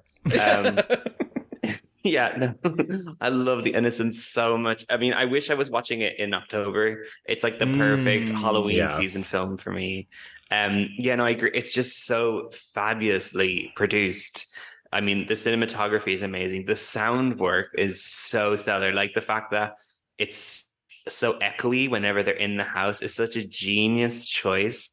Like, you would think, like, knowing that was a choice and not like a mistaken sound quality just makes the house feel that much more massive and ghostly and sort of like intriguing. And then, it's just, I feel like, while not the casting choice you would have expected, like knowing the original novel and the fact that like the character isn't named, right. Whereas I feel like you take so much of Deborah Kerr's history to this film of her playing, whether it's The King and I, whether it's these parts where she played this woman looking after children, whether she played this kind of like put upon woman. She has that sort of like wonder about when she first comes to the house, which is really enjoyable. Then she has the intelligence of later on when she's like explaining to the current like how maid about this is what we're going to do to save these children, and you just see the like determination in her eyes. There's so much great eye work going on from Deborah Kerr here, and I think the camera really picks up on it because it's always closing up on her eyes, being like either in fear for her life or like determined to save these children who she's just met, and who she's not met as just the children. She's just met them as the possessed creatures that they've become. Yeah, but she just assholes. Sort of exactly. But they're so much fun little assholes. These children are like. She lied to me. Well, it amounted to a lie. Oh, now, miss, I've never known either of the children to tell lies. Why would they? Why? Because they are both playing, or being made to play, some monstrous game. I can't pretend to understand what its purpose is. I only know that it is happening. Something secretive and whispery and indecent. Going into the 60s, I think, we have to talk about The Night of Iguana. That's 1964. Another play that's turned into a movie. I think she's, I don't think she's at her best here, but I think it's because like the movie's not about her. I think like the text is more interesting than she is here. Yeah. I would say, that ending though, my God, he's dead. I like everything in Night of the Iguana except for the titular Night of the Iguana. I think The Night of the Iguana. Well, I do like the ending. I do like what you're saying, but it's funny because I think you're right. I think it is like that brief portion where he's like tied up and she's talking to him is the thing I don't buy. Everything else leading into it, everything else after it, I'm in for a penny, in for a pound. But just that, I don't know why that specific doesn't work for me, because I do think she's very good in it, and I think Richard Burton. Thank you. And Ava Gardner is amazing in it. She's think so good. Oh my God, she's so fucking good. It's funny, John Huston famously So everybody that's in this movie was involved with each other at some point in time. Deborah Kerr's husband, who she was married to, I believe is an ex of Elizabeth Taylor, who was with Richard Burton at the time and shooting in Mexico. John Huston gave everybody gold-plated guns with gold-plated bullets with everyone's name carved into them, and said to use it if you ever feel stressed. And it like cut the tension on the set immediately. Wow. Can you imagine your director giving you a gift of a literal weapon with a bullet with like everybody else's name on it? Like, wow, that's some Fall Out Boy lyrics right there. Cock it and pull it. Yeah, I had never seen this movie or read anything about it, but I just like the whole idea of like, release yourself, babes. Release yourself from like, the stress or the pressures of this world, and we are here to fuck and have fun, and like no one's perfect. She cuts that iguana loose, baby, cuts him loose, and I was like, wow, rich text here. I think it's in a lot of the movies, or at least like my favorite Deborah Kerr movies are these movies where she really gets to dive into these richly painted, thoughtful movies where, it's just kind of like, I don't know, life affirming, this kind of silly. But yeah, this one, similar to like Tea and Sympathy, I'm just like, oh, there's so much she's just like kind of wrapped up in here. It's great. Unfortunately, we're kind of getting to the end of her. She knows it too, though. Like the writing's on the wall. Yeah, she does Marriage on the Rocks with Frank Sinatra and Dean Martin. It's just she was in Casino Royale. The parody James Bond movie. Yes, she's the oldest Bond girl until Monica Bellucci. Oh, that's Spectre. Right. Deborah Kerr post The Innocents is something I don't like to think about. She died in that house. She died. I mean, she might as well have. Yeah, but you're right, Owen. Like, there's not a lot post The Innocents. She, just to kind of like zip through this, she goes back to doing some theater. She finds some success there. In the 80s, she has like a kind of little resurgence when she does TV movies. Nothing I would really say. She was nominated for an Emmy in A Woman of Substance. I think she's good in A Woman of Substance. I have seen that very, very long miniseries. I was gonna say that's what kept me from watching it. It was so long. How long is it? It's like, I don't know, 10 hours? Maybe? Oh my God. But it's oh, sorry, it's not 10 hours. It's like 5. Sorry. Okay, I was like, that's too much. But it's a miniseries. Still a lot. It's a TV series. If you think about TV series, you watch like 10 hours of it just like over the course of 10 weeks. Right. So like that kind of like comes to the end of her career. Really quickly, we didn't mention this a lot, but she was married to Anthony Bartley in 1945. I think I read somewhere that, they married very young. They were different people, like he was jealous. Yeah, I mean, like she became one of the it girls of Hollywood. They had 2 daughters. So they divorced in 1959. Her second marriage was to author Peter Vertel. I don't fucking know. So yeah, I mean, she was kind of like, she became this legend of Hollywood, old glamour, She was kind of a queen of like one-liners. Like, I love, like, in that Be Kind Rewind video, there's like that quote where she's like, oh, I wish I could be Marilyn Monroe. I want to like tell fun stories. Or that like a censor was like, oh, we never have to censor any of your movies. They're also like prim and proper. And she was like, oh, how dull. Yeah. She's like, great. That's fucking amazing. Like we mentioned way up top, in 1994, she was awarded the honorary Oscar by Glenn Close. And she looks so cute. And she comes out in like her gown. And she talked about this in her stage career. She said she never stopped being nervous. And I love that there's to that point, when she accepts the award, she's like, I've never been so nervous in my entire life. I know. It's so sweet. Darling. Yeah, I love watching that clip because she almost like drops the Oscar. Yes. It's so sweet, especially like when you think about the fact that she never won a competitive one, is that she's given this, honor that is like not a surprise because it's announced prior.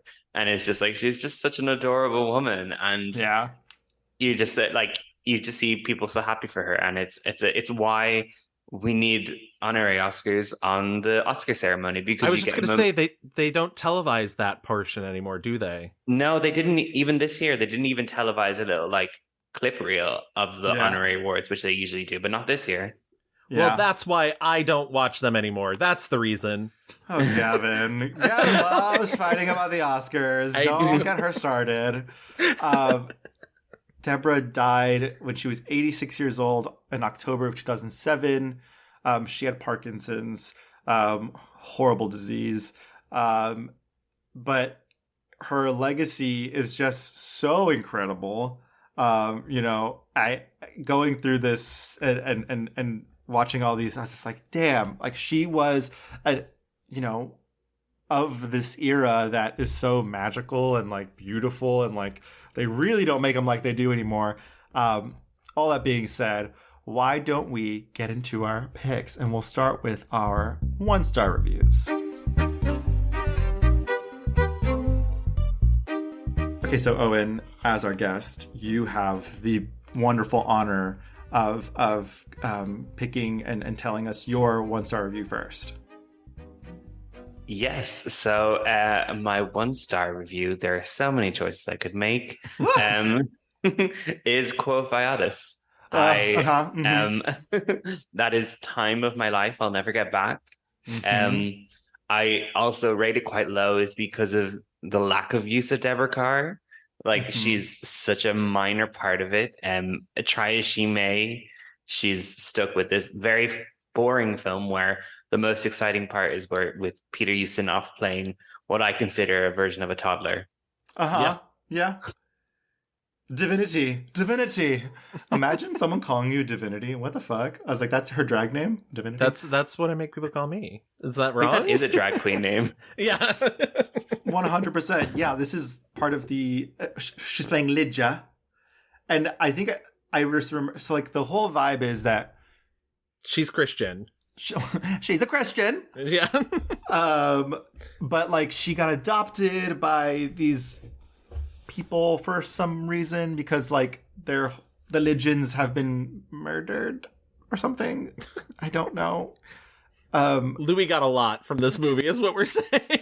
I will say she does look snatched with that fucking ponytail. Yeah. She looks good in a toga. Bitch, give her a toga. The purple, it's gorge. But like, there's so many movies where like they make her like a Christian girly, and she's like, guys, no, I can't fuck. I just can't do it. Because God. And the guys are like, what do you mean? I'm going to buy you. Like in Quo Vadis specifically, he's like, well, if I just buy you, you're mine. And like, what's the deal? I love that you did that like specific Robert Taylor voice. Like, I'm acting. Yeah. The moment where he grabs the crucifix off the wall and breaks it, he's like, oh, Jesus. Bye. And this also made me think like, isn't it so crazy how I guess there was a time where people were like, no, like that guy, he's Jesus, it's Son of God. And they were like, okay, I just bought you. What the fuck are you saying? Like, let's fuck now. Like, what a time, huh? No, we have to leave room for Jesus. Yeah. Very good pick, Eoin. Oh, Marcus. Oh, this is the beauty I knew. You'd have known it had to happen when I watched you leave the gathering. You were there? Yes. I should have known what I really wished. You with me always as my wife. Will you do that, Lydia? Will you give me the greatest triumph a man ever had? Be my wife? Oh, yes, Marcus. Gavin, what do you got? I agree with Eoin. Lots and lots to choose from, unfortunately. And I think part of it is just like, Hollywood didn't truly... They brought her over under false pretenses and they didn't know what to do with her. But... And I do think there's worse films. I would have went with Quo Vadis, like, because I just think it's awful. but I think the one that really stuck out to me was 1952's Prisoner of Zenda. And I think because I was watching and I was like, something is off. Like, something is off about what she's doing. And then I like read that, you know, when Farley Granger got, like, essentially he saw or Stuart Granger, sorry, different Grangers. Stuart Granger saw the original movie and was like, I want to make that movie, but we shouldn't change the script. So MGM buys the rights to remake the movie from Fox. They use the same script. They use the same score. And under the direction of Mayer, the director, Richard Thorpe, has been told to project the 1930s film in between scenes so they can copy it exactly. And so she's not acting in this movie. Deborah Kerr is literally playing the actress from the previous version. She's doing that, and it's awful. It's like, literally, it's the weirdest thing because she's not giving a performance. She's being asked to play somebody else's performance. And once again, I did not know this watching this movie, but I knew that there was something wrong. I was like, she's not being Deborah Kerr. There's something ain't right. Yeah. And so for that alone, and because it is the movie that like got her to be like, no, this has to stop, guys. I think, yeah, it's truly her worst performance on film. I kind of liked it. I was like, this is a very stupid film. Well, yeah, I was going to say, fun. but you weren't watching it for, you know, Madeline Carroll is the actress that she was mimicking. Are you worried about something? Worried? With you in my arms? I was just thinking there'll never be another night quite like this, or another waltz quite like this. I'll never forget tonight as long as I live, if that's what you mean. Nor will I. James Mason recollected in his autobiography about this movie just one sentence, which was, the costumes were ghastly. And I agree. There you go. Ghastly gowns. Wow, Ghastly gowns. Oh my God. We found like the Funhouse mirror inverse. Beautiful gowns, ghastly gowns. Love it. That's going to be part of Mixed that's lore. in the lexicon now. Congratulations, Owen. You've changed the show. You did it. I did it. Yes. Speaking of which, my 1-star review is 1950s King Solomon's Mines. Yeah. It's just like, for me, the pinnacle of like, she is just there to do plot for like this man and his whole thing. I will say this is again another movie where I thought like, this looks like a lot of fucking work. And the movie even starts with, it's like, we want to thank the nation of Gambia or wherever they fucking went. And like, I was like, oh, like this must have taken a lot of effort. And I was more interested in like, I read about how the person who was doing like this location scouting became like really like was the person for all African movie making because they had, you know, made these relationships with different countries there. And I was like, that's fucking cool and interesting. I was like, this movie unfortunately is just fucking not. Like we mentioned before, she's like this stuffy British lady whose husband just has never come back, and so goes to Africa to hire this man to take her on this journey. It's very much like, let's make this prissy girl go through hell, and like, you know, she's always falling, always like kind of like harumphing around. She's hot, she's tired. It's just all of the worst aspects that we've been talking about of her career and what Hollywood wanted from her in one movie, and I think this is it. So I would not recommend. How long will it take us to get there? Weeks? Months, perhaps. I don't know. I've never taken a woman on safari with me before. Have I been a handicap? I know, Mrs. Curtis, but the fun hasn't started yet. When it does, I'm sure we'll all enjoy it. But enough of the tragedy and the ghastly gowns. Let's get into our 5-star reviews. Owen, what do you got? Well, thankfully, similar to 1-star reviews, there are also multiple choices that I could do for 5-star. Agreed. So I'm making a choice that I hope leads you to make choices that I would also make. Is I'm going to go with Teen Sympathy as my 5-star Deborah Kerr film. Lovely.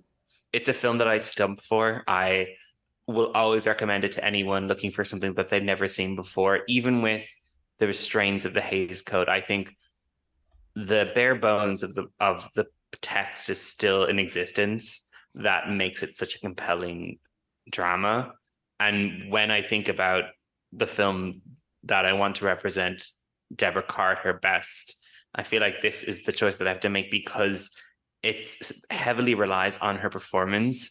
I don't even think we didn't even get into the ending of that film where you just have her gorgeous voiceover, where she's reading this well, the letter is being read by Tom, who's in the kind of bookends of the film, which reveal he's basically reading this letter about her life and how that incident. I don't even think we discussed the incident where they lied together, basically, when we discussed the film, which is major. I just think she's so brilliant in it. She's just such a force, and it's definitely a film that I will always recommend to people if they've never seen it before. So it's definitely my 5-star for Deborah Kerr. It's weirdly a tearjerker for me because the play ends when they have sex, essentially, and she has that moment where she says, you know, when you think of this in the future, and you will be kind. And that, I don't know what was, Dan was watching it. This was a couple years ago. And like, he like turned to me and I'm like tears streaming down my face. Cause I think I think that relationship is so beautiful because regardless of sexuality and gender, I think as a young person, you do form these connections with older people. And she is also formed this it's a really complicated, really hard to describe, like emotional connection to this boy. And it's like sad. It's so sad, but so beautiful. Like they're both just lost, but he's like at the early part of his life and there's a chance that he could still be found. And I think that she thinks like, this is it for me. Like this is, you know, so this moment is very meaningful for her as well. Yeah, I think that's the brilliance of this story and of how, God, who fucking wrote this? Because he also did the adaptation. So like he was the one who had to like take the scalpel to his own work. Robert Anderson? Yes. And it's so like, oh, my mind is fucking blown by you saying that, Gavin, because you're right. Like they are both lost. And she, like one of the brilliant things about this that you could also pick apart is she has already had a marriage before, was already married, and her first husband has died in the war. And, you know, with the big fight that she has with her current husband, who they reveal have only been married for 1 year. I know. It's shot. When that revelation comes on, I was like, huh? Like... Yeah. And they're already like in the dumps. She's telling him like, we don't touch anymore. He's basically chastising her about like that first marriage when you married that boy because you were so young and he was so young, and how she doesn't want to be a lover. She wants to be a mother.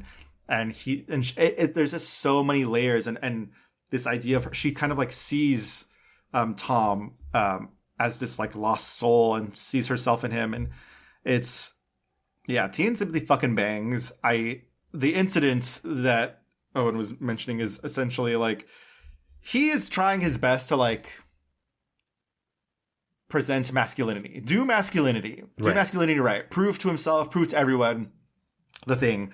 And basically his roommate is like, you should go hook up with the town sex worker girly. And he's like, okay, I guess. Deborah Kerr finds out about this, tries to like stop him, tries to be like, no, let's hang out, like whatever. And they end up kissing, but it's like drama. And so he runs away, goes to the sex worker, and she works at the diner. So she recognizes him and she's like, what do they call you? What do they call you? Like, there's something they call you. And he's like, no, nothing. It's fine. And he's very awkward and nervous and doesn't really know what to do. She also has this realization. Oh, they call you Sister Boy. Sister Boy is what they call you. And he has like this mental break and fucking runs into her kitchen, grabs a knife, and tries to like commit suicide. And it's fucking horrible. And like the ways that this movie and the writing is so fucking good, where they're able to double down and like really, no pun intended, twist a knife on like, this horrible thing has already happened. And then his dad comes in and is like, oh, they got my boy fucking and sucking, eh? And it's like, God, the idea that like the father would be proud of this. And then when they tell him like, I know that's what you think that happened, but that's not what happened. That, you know, he tried to kill himself. And because he couldn't perform this, you know, thing of masculinity. Excuse me, Mr. Lee, but you seem rather pleased. Well, You know Tom will be expelled for being with this girl. oh, now a boy can't keep in bounds all of his life, Laura. It was just very foolish of him to be found leaving the place by the school police. I think you're proud of him. Perhaps for the first time in his life, you're proud of him because he was found out of bounds with her. I suppose it is hard for a woman to understand, but believe me, Laura, in years to come, it'll be just another amusing smoking car story. There's so many moments like that. There's so many moments that are so good, and she's particularly just like, she's trying her best. Go play with the boys. Go. Oh, I'll set you up with a girl. I'll teach you how to dance. All these things. It's just fucking brutal. So good. Excellent choice, Owen. Gavin, what do you got? If you've been listening to this, you probably assumed that my 5-star review would be The Innocents. But surprise, bitch! Uh-oh. It's actually not, and not because, I mean, it could easily be my 5-star review, but I've done that, and I think you should all go watch The Innocents and enjoy it. But I think my favorite representation of Deborah Kerr on film is The Life and Death of Colonel Blimp, which I know is surprising because you were like, what is this movie? But I think there's a really, you know, even though it is from a man's perspective, there's this really beautiful playground that she's given where she's allowed to play these three different women. She's allowed to bring something very different to each of them. I love the first woman that she plays, who I believe is Edith Hunter, and she's this British woman who's gone over to Germany to teach English, but essentially because she's like, I need to fucking escape society, I need to escape men, and I'm not interested in doing all of this like lovey-dovey shit. Like, I'm here to like live my life and be a full person, and I don't need to define myself through men. And yeah, she does eventually end up marrying and going off with a guy. But I like this character. I like this boldness. How do you know what is the best place for a young girl? Are you a girl? Have you any daughters? I said. You see, while you men have been fighting, we women have been thinking. Think for yourself, Mr. Candy. What careers are there open to a woman? She can get married. I was just going to say. Yes, supposing she doesn't want to get married, she can go and be a governess. But what does a governess know, Mr. Candy? Nothing, I assure you. Then what can she teach the children who are in her charge? Very little except good manners, if she herself has good manners. And I like that then when she's introduced the second time fully as Barbara Wynn, she's given this like really softer, but it's not presented as like a woman who has given up her agency in life. It's just a woman who has fallen in love. And then her Johnny Cannon character, who's just like madcap, like she's in the like comedy section of the film where she's like trying to warn him that his own army has turned against him. And on top of that, the movie's just so deep. The movie's like literally, I see it as a big anti-war movie. I think the you know, there's these prolonged scenes of men in rooms trying to decide how a duel should be run, and like the subtext is like, this is barbaric. No matter how many rules you give to it, no matter how many like pomp and circumstance you give to it, like war, this like men are just barbarians, and like it doesn't matter if you like put an accent on it. Beautiful movie, totally worth your time. I know the running time can seem, listen, I'm a huge film fanatic, and it took me forever to watch it because the running time felt arduous, and it is not. It's a wonderful, beautiful movie. I remember, I mean, like that was one of the first movies I watched for this, and I just remember thinking like, oh, this is so silly. No, and it does, and it has, I mean, Powell and Pressburger have such a good sense of humor about themselves, but I think that's why their stuff works too, is because there's always, the joke is always a little layered, where it's like, you know, they're saying one thing, it's like, but this is what we really mean. Yeah. Mm-hmm. Good pick. Yeah, I mean, I think if people are going to commit as much time as they did to Oppenheimer in this last year, yeah, I think you can absolutely take the time to watch a shorter film about the war. Yeah, and that I'm sure comes to a very similar conclusion. I've still not seen Oppenheimer, but I'm sure it's not like war is great. Correct. Okay, my 5-star review is 1946's I See a Dark Stranger. Oh. Just I'm gonna have to watch it this afternoon now, aren't I? It's just like she gets to do so much in the same way that you mentioned in Colonel Blimp. Like it feels like she's having the most fun here, and I think directed by Frank Launder. The style of this movie is just so precise. There's a lot of amazing lighting tricks going on and lighting moments where, again, like she is this paranoid, kind of radicalized woman who grows up just like her name is Birdie Quilty. Good old Birdie Quilty. Yeah, thank you for that. That she is of your people, and she grows up listening to like her father telling pubs of drunk men about like all the fighting during the revolution, and you know, just like you're supposed to be proud to be Irish and fuck the English and like we're gonna fucking fight until we die, like, and she's like, fuck yeah. And at the beginning of this, you know, she turns 18, her dad's dead, and she's like, I'm out of here, I'm about to go fuck some shit up. And they're like, are you okay though? Like, there's been some treaty. Literally, when she gets to the UK, they're like, there was a treaty signed, and she's like, what does that have to do with anything? Like, let's fucking keep going. And then, you know, yeah, I just loved all of the, I think from a technical aspect, her acting, she does so much inside, and she has like this really great emotive face. And when she's she's supposed to meet like, another spy on a train, but she doesn't know who it is.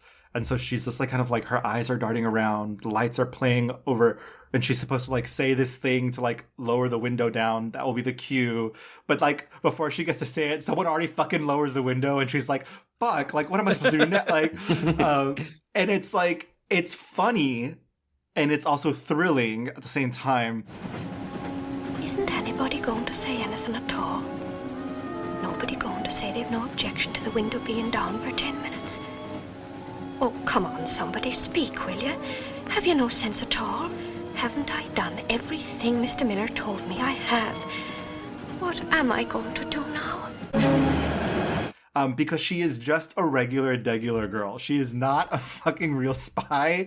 And also, she has no idea what she's doing. When she realizes what she's like, when she gets caught up in the Nazis, and like for the Germans, she's like, oh, this book is literally telling them like where D-Day is going to happen. And like, and she's like, I can't give them this information. Like, I'm actually a traitor. Like, she doesn't realize what's going on.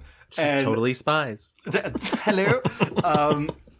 There's a love story. There's also her, like, there's moments where she's like thinking like, he's British, but like, he's actually kind of cool. Like, that's weird. Which is like fucking funny. I think she's beautiful. Like, all of the things that we love about Deborah Kerr, I think, are in this movie, and it's in a spy flick that we don't get to see her a lot in other things. Yeah. So it's something that's very specific and fun. Yeah. So yes, I See a Dark Stranger / The Adventuress in the US. Very fun, but also dramatic and thrilling, all the things. Are there any other movies that we think like need shout outs that like she's amazing in? I was so stuck between Teen Sympathy and Black Narcissus. Yeah. Mm-hmm. And I think, I mean, what made me go for Teen Sympathy was that Deborah Kerr is the star first and foremost. Yep. Whereas while she's incredible in Black Narcissus, the film is the star. Like, the production is the star. I also want to shout out, I mean, like, From Here to Eternity is just, my fucking God. Like, to see this woman turn, she said, oh, sexy bombshell? Yeah, let's do that. and just like fucking kills it. To your point, Owen, like she's not like the main focus of the movie, but like God, what a fucking cast of people they got together and just to really make a banger. We mentioned earlier, like Julius Caesar, she's not in it a lot, but no, it's fucking good. She gets a great seat, and I would go to bat also for the Night of the Iguana. Like I really do love. Yep. I love the scenes between her and Ava Gardner, like as well. And when they're fighting over like his name's Shannon. Like I see the vibes between you, and she's got her like little like cart full of like. Oh wait! Oh my God! I just remembered that Ava Gardner has 2 Mexican boys who like shake maracas every time they show up. I was like, this was the 60s. The wild thing about Night of the Iguana is to me that Betty Davis originated that role on stage. I know, and like I love Betty Davis, but like Ava Gardner is the almost perfect choice of casting for that role. Absolutely, like a perfect age for her career. Yeah, just so like boys, let's fuck in the ocean. Yeah, rich text, a lot of rich text, and then obviously The Innocents. I'm just going to say that again until everybody watches it. So yes, absolutely. Oh, and I have a soft spot for Perfect Strangers. I think her and that guy fucking fighting. Like, there's a lot from like that first phase of her career in the UK. Well, that's why they wanted to bring her over. You know, but you're right. Perfect Strangers. Her cousin Balky. So that joke is for only our 40-year-olds in the audience. Nobody else is for that joke. But okay, before we get out of here, let's do our mixed reviews review. My 1-star review was 1952's The Prisoner of Zenda. My 1-star review is 1950's King Solomon's Mines. My 1-star review was 1951's Quo Vadis. I like that it's all like 1950, 51, 52. We were like, these were the years she was not doing it. Yeah, not doing it. My 5-star review is 1943's The Life and Death of Colonel Blimp. My 5-star review is 1946's I See a Dark Stranger / The Adventuress. My 5-star review is 1956's Teen Sympathy. You're the only one who picked one from her Hollywood days. Yeah. Funny enough. Shocking. Like, you're right. Like, let's be right. Yeah, you're right. Like, let's be honest. Okay, let's get into our fast forward.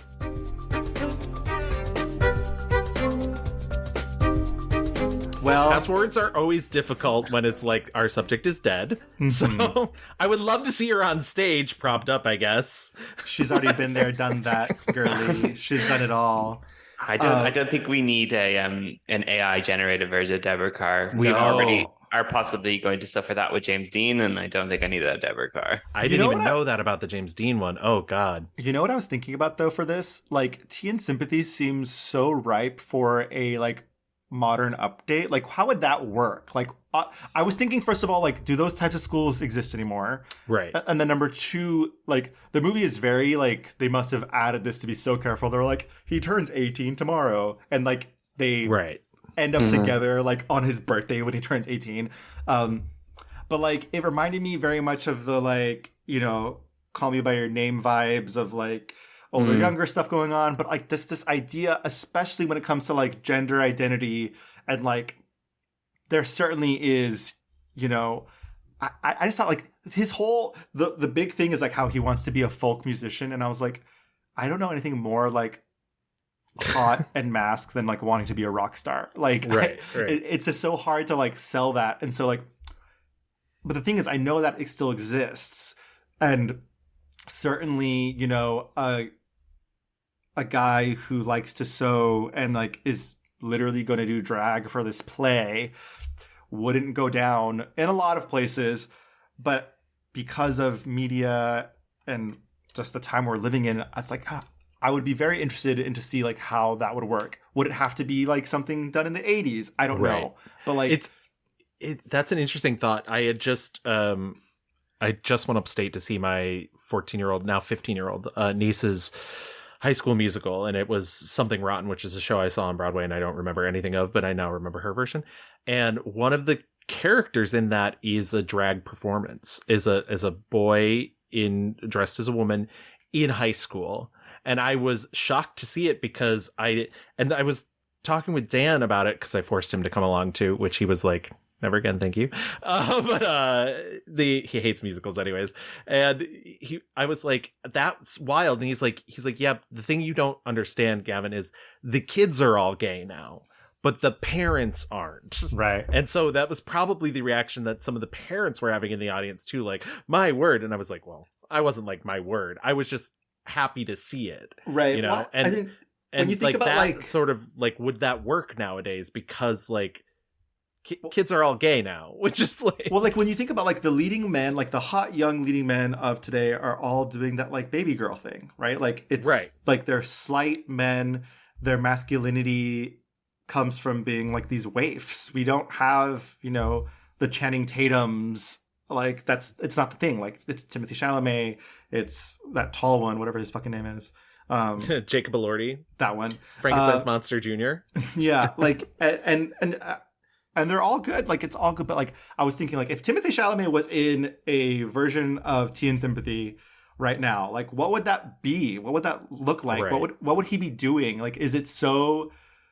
Because would it the dumb jocks who are like, bro, like you're not like, and I think if it was gonna happen, like it would definitely, you know, have to be in a very conservative place. Maybe like there's a religious aspect going on. I think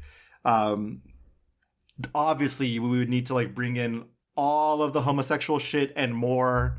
I just thought like they're I think the best plays are always things that are timeless that can, you know, and I think Tea and Sympathy is just one of those. Like I think that would certainly work. I think the same for Night of Iguana, like this idea of like releasing yourself from the pressures of society. Like that's what both of those plays are about, right?